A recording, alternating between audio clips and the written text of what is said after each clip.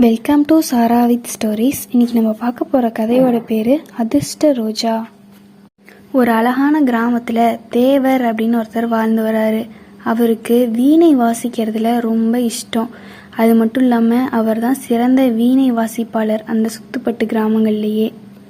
அவர்கிட்ட வீணை வாசிக்கிறத கற்றுக்கிறதுக்காக நிறைய பேர் முயற்சி பண்ணுவாங்க. ஆனால் அவருக்கே தோணுனாதான் அவர் கற்றுக் கொடுப்பாரு.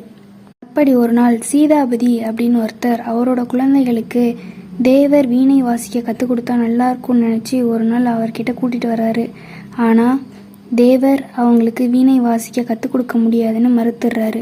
அதே சமயம் ஒரு நாள் தேவர் கோயிலுக்கு போயிட்டு வெளியே வந்துட்டு இருக்கும்போது அங்கே 2 அனாதை குழந்தைகளை பார்க்குறாரு. அதை பார்த்ததும் தேவருக்கு அவங்க 2 பேரையும் வளர்க்கணும்னு ஆசை வந்துடுது.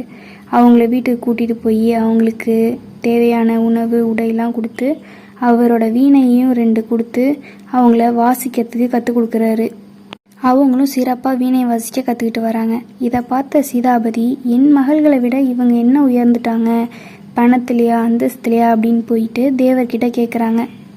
அதுக்கு தேவர் சொல்கிறாரு, உன் மகள்களை விட இவங்க 2 பேரும் குணத்தில் உயர்ந்தவங்க அப்படின்னு தேவர் சொல்கிறாரு.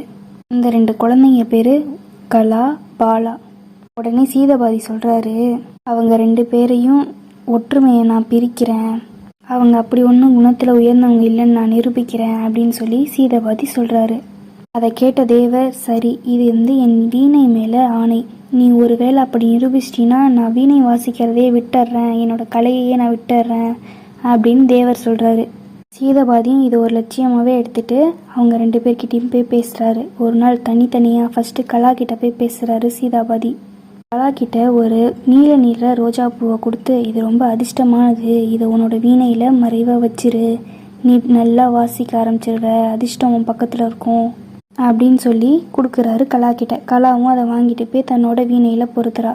அடுத்து கொஞ்ச நாள் கழித்து பாலா கிட்டேயும் ஒரு சிவப்பு நிற ரோஜாவை கொடுத்து, இதை உன்னோட வீணையில் தெரியாமல் பொருத்தி வச்சுக்கோ, இது அதிர்ஷ்டம் தரக்கூடியது அப்படின்னு சொல்லி சொல்கிறாரு. கலா ஃபஸ்ட்டு தயங்கினாலும் அப்புறம் வாங்கிட்டு போய் அவளும் வீணையில் பொருத்தி வச்சிட்றா. 10 நாள் 2 பேரும் தியானம் பண்ணுறாங்க, வீணை வாசிக்கிறாங்க. அதுக்கப்புறமா ஒரு நாள் நைட் ஒன்று நடக்குது. அது என்னன்னா, 2 பேரும் தனித்தனியாக அறையிலேருந்து வந்து இவளோட கலாவோட வீணையை பாலா இடத்துல வைக்கிறா, பாலாவோட வீணையை கலாவோட இடத்துல 2 பேரும் மாற்றி மாற்றி வச்சிட்றாங்க. கடைசியில் 2 பேரும் மாற்றி மாற்றி வச்சாலும் அவங்கவுங்க வீணை அவங்கவுங்க இடத்துக்கே வந்துடுது. இதை பார்த்த சீதாபதி போய் தேவர்கிட்ட மன்னிப்பு கேட்குறாரு. இவங்க 2 பேரும் குணத்தில் உயர்ந்தவங்க தான், இவங்க 2 பேர் என்னால் பிரிக்க முடியாது, என்னை மன்னிச்சிருங்க அப்படின்னு சொல்லி தேவர் காலில் விழுந்து மன்னிப்பு கேட்குறாரு. அடுத்த நாள் காலையில் இது எல்லாமே பாலாக்கும் கலாக்கும் தெரிய வருது. 2 பேருமே தேவரை கட்டி பிடிச்சி அலறாங்க. அதை பார்த்த சீதாபதியும் ஆனந்த கண்ணீரில் அலறாரு.